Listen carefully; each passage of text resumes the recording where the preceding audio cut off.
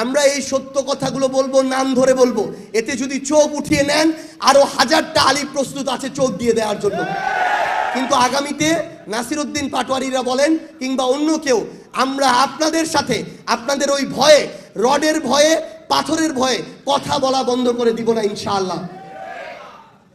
আমরা একটা জিনিস শুধু আপনাদের সামনে একটু উল্লেখ করতে চাই, সেটা হচ্ছে আমাদের হবিগঞ্জের যে হামলাটা, অনেকে বলছে নাসিরউদ্দিন পাটোয়ারি একটু বেশি কথা বলেছে, এই কারণে হামলা করেছে। এবার আপনি একটু যুক্তিতে আসেন। আমরা হবিগঞ্জে দাঁড়িয়ে যখন মানুষ আমাকে বলে যে ওই জিকে গৌসের অনুমতি ছাড়া কেউ একটা জমি কিনতে পারে না, তার অনুমতি ছাড়া কেউ মাদক ব্যবসা করতে পারে না, তার অনুমতি ছাড়া একটা ব্যবসা প্রতিষ্ঠান চলে না, তার লোকগুলোকে টাকা না দিয়ে একজন ঠিকাদার একটা রাস্তার কাজ শুরু করতে পারে না, আমি যদি এই কথা না বলতে পারি, তাহলে আমার এই জুলাই অভ্যুত্থান পরবর্তী সময়ে আমার তো বেঁচে থাকার কোনো মানে হয় না। এই কথাগুলো যখন নাসিরউদ্দিন পাটোয়ারি বলল, তাহলে আক্রমণটা যদি শুধু তার উপরে হতো, তাও তাদের কথার যৌক্তিকতা থাকতো। কিন্তু আমরা দেখলাম সিলেটে যখন আমরা আমাদের শহীদ পরিবারদের সাথে দেখা করতে গেলাম, আহত যোদ্ধাদের সাথে দেখা করতে গেলাম, সেখানে কিন্তু নাসিরউদ্দিন পাটোয়ারি ছিল না। সেই গাড়িতে আমি ছিলাম, ডক্টর আতিক মুজাহিদ এমপি ছিল, ডক্টর মাহমুদা বিতু এমপি ছিল। আমাদেরকে যেভাবে ইট রড নিয়ে এসে হামলা করা হলো, আমরা যেটা বুঝেছি তাদের উদ্দেশ্য এখন কোনো ব্যক্তি না, তাদের উদ্দেশ্য হচ্ছে তাদের বিরুদ্ধে কেউ যদি কথা বলে, সত্যটাকে সত্য বলে, চাঁদাবাজিকে চাঁদাবাজি বলে, লুটপাটকে লুটপাট বলে, সেই কণ্ঠটা তারা রোধ করতে চায়। প্রথমত আমাদের কাছে একটি গুরুতর অভিযোগ এসেছে,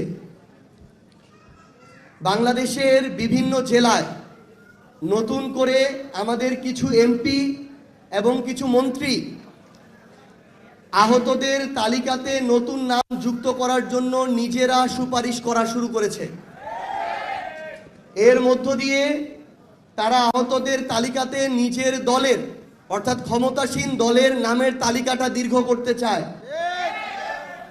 কিন্তু আমরা মনে করি এই অসৎ উদ্দেশ্যের মধ্য দিয়ে নামের তালিকা দীর্ঘ হওয়ার চেয়ে সবচেয়ে বড় ক্ষতি যেটা হবে, আমাদের আহত যোদ্ধা শহীদ পরিবারদের নামের তালিকাটা বিতর্কিত হয়ে যাবে। 1971-এর পরে বিগত 16-17 বছরে আওয়ামী লীগ নামে বেনামে টাকা খেয়ে বিভিন্ন স্বজনপ্রীতি দলীয়করণের মধ্য দিয়ে বাংলাদেশের মুক্তিযোদ্ধাদের ইতিহাসটাকে এবং মুক্তিযোদ্ধাদের তালিকাটাকে বিতর্কিত করেছিল। সেই তালিকার এখন পর্যন্ত সংশোধনও হয় নাই, সংশোধনের উদ্যোগও নেওয়া হয় নাই। আমরা আমাদের এই জুলাইয়ের যারা শহীদ আছেন, যারা আমাদের আহত যোদ্ধা আছেন, তাদের কোনো বিতর্কিত তালিকা চাই না। আমি উদাহরণ হিসেবে স্পেসিফিক বলছি, আমরা ঠাকুরগাঁয়ে যখন গিয়েছি, আমাদের যখন আহত যোদ্ধাদের সাথে কথা হয়েছে, তারা বলেছে ঠাকুরগাঁয় আহত যোদ্ধাদের যে তালিকা, এই তালিকার 3 ভাগের 1 ভাগ বিএনপি ওই সিভিল সার্জনকে বলে, ডিসিকে বলে, তাদের দলীয় ছাত্রদল যুব দলের যারা ওই রকম আহত হয়নি তাদের নামের তালিকা সেখানে ইনক্লুড করেছে। আমার কথায় যদি কোনো ধরনের ভুল থাকে, আমি মিডিয়াকে অনুরোধ করব আপনারা এর সত্যতা যাচাই করবেন। 2 নাম্বার, আমাদের আহত যোদ্ধারা এমন এখনো অনেকে আছে যাদের এখনো ট্রিটমেন্ট প্রয়োজন, হয়তো আরো 2, 4, 5, 10 বছর ট্রিটমেন্ট করা লাগতে পারে। এমন অনেকে আছে যার চোখে এখনো গুলি আছে, যাকে মৃত্যুর আগে পর্যন্ত ট্রিটমেন্ট করাতে হতে পারে। কিন্তু আমরা এখন দেখছি আমাদের এই আহত যোদ্ধারা, এখন আমরা বুঝি যে কেন আসলে তারা হাসপাতাল ছেড়ে যেতে চায় নাই। আজকে যখন আমার ওই সহযোদ্ধারা নিটোরে যায়, চক্ষু বিজ্ঞানে যায়, সিএমএইচে যেতে চায়, পিজিতে যেতে চায়, একজন সাধারণ রোগীর সাথেও যেই ধরনের ট্রিট করা হয়, তারা যখন পরিচয় দেয় তারা জুলাই যোদ্ধা, তারা তার চেয়ে বেশি সেখান থেকে একটা বিচ্ছিন্ন আচরণ তারা পেয়ে ফিরে আসে। আমরা বর্তমান বিএনপি সরকারকে বলতে চাই, আমার পার্টির আহ্বায়ক সংসদে দাঁড়িয়ে বলেছিলেন এই অভ্যুত্থানে আমাদের সবার অংশগ্রহণ ছিল। ছাত্র সংগঠনের যখন নাম উচ্চারণ করা হয়, জনাব নাহিদ ইসলাম প্রথম নাম উচ্চারণ করেছিলেন ছাত্র দলের, অথচ জনাব নাহিদ ইসলামের ছাত্র সংগঠন ছিল ছাত্র শক্তি। তাহলে এই ধরনের মানসিকতা আমরা আমাদের জায়গা থেকে দেখিয়েছি। কিন্তু আজকে বিএনপির জায়গা থেকে আমরা শুধু এটাই দেখি যে তারা তাদের অংশগ্রহণ ছিল, এটা এস্টাবলিশ করতে চায়। এটা এস্টাবলিশ করার কিছু নেই, আপনারা ছিলেন, এটা আমরা স্বীকার করি। কিন্তু আপনার কাজের মধ্য দিয়ে যদি এটার প্রকাশ না পায়, আমার যোদ্ধারা গিয়ে তার কার্ডটা দেখানোর পরও যদি চিকিৎসায় ন্যূনতম প্রায়োরিটি না পায়, তাহলে আপনাদের এই মুখের কথা বলার চেয়ে না বলা অনেক ভালো। আমরা বর্তমান সরকারকে আহ্বান জানাবো, আমাদের যারা সহযোদ্ধারা আছেন, আহত যোদ্ধারা, তারা তাদের কার্ড দেখানো সাপেক্ষে বাংলাদেশের যে কোনো সরকারি বেসরকারি হসপিটালে তারা প্রায়োরিটি চিকিৎসা পাবেন, বিনামূল্যে চিকিৎসা পাবেন। এই ব্যবস্থা নিশ্চিত করার জন্য সরকারের পক্ষ থেকে, স্বাস্থ্য মন্ত্রণালয়ের পক্ষ থেকে সরকারি প্রজ্ঞাপন জারি করতে হবে। তৃতীয়ত, আমরা কিছুদিন আগে জনাব তারেক রহমান, বাংলাদেশের মাননীয় প্রধানমন্ত্রী, তিনি একটি বড় প্রোগ্রাম করেছেন শহীদ পরিবারদেরকে নিয়ে, আহত যোদ্ধাদেরকে নিয়ে। কিন্তু দুঃখজনক হলেও সত্য, আমরা তার উদ্দেশ্যে বলতে চাই, তিনি শহীদ পরিবার এবং আহত যোদ্ধাদেরকে নিয়ে প্রোগ্রামটা করেন নাই, তাদের একটা অংশকে নিয়ে প্রোগ্রাম করেছেন।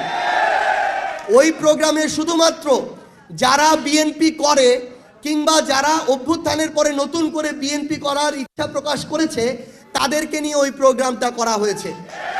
এবং মঞ্চে আহত যোদ্ধাদের প্রতিনিধি হিসেবে যাকে রাখা হয়েছে, আমি শুধু একটা উদাহরণ দেই। শহীদ পরিবার এবং আহত যোদ্ধা যে দলেরই হোক, তাদের বিরুদ্ধে আমার একটা কোথাও কখনো মন থেকে আসে না, বলতে পারি না। কিন্তু আমি একটা উদাহরণ দেই। গত পরশুদিন প্রেস ক্লাবের সামনে আমার ওলামা অ্যালায়েন্সের ভাইরা আমাদের প্রতিবাদ একটা কর্মসূচি দিয়েছিল, কেন আমার ভাই আলিফের চোখ তুলে নিল ছাত্রদল, এটার বিরুদ্ধে।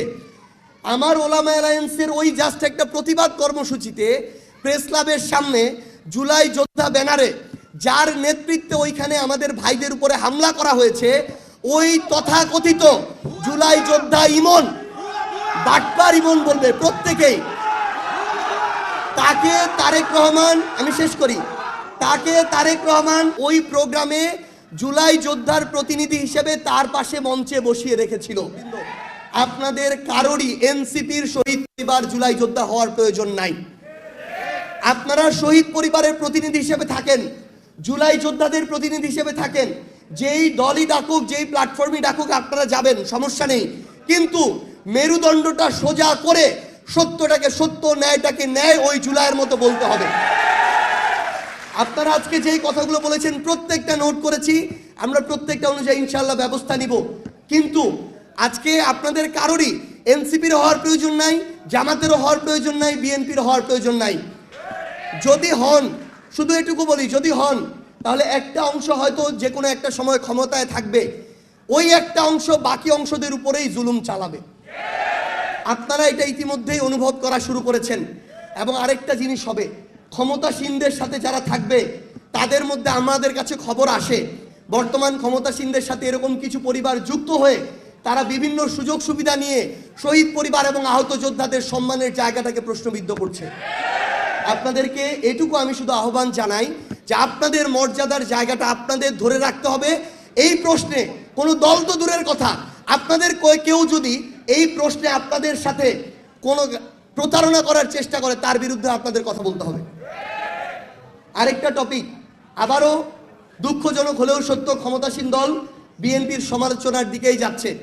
এই নির্বাচনে যারা ভোটার ছিল নৌকার, নিরপরাধ, তাদের ভোট সব দলেই গিয়েছে। কিন্তু আওয়ামী লীগের নেতাদের সাথে স্থানীয়ভাবে, আমরা জানি না দলীয়ভাবে করেছে কিনা বিএনপি, কিন্তু স্থানীয়ভাবে বিএনপির প্রত্যেকটা এমপি ক্যান্ডিডেট স্থানীয়ভাবে আওয়ামী লীগের সকল নেতাদের সাথে নির্বাচনের 2-3 দিন আগে নেগোসিয়েশনের মধ্য দিয়ে তাদের ভোটগুলো আদায় করেছে।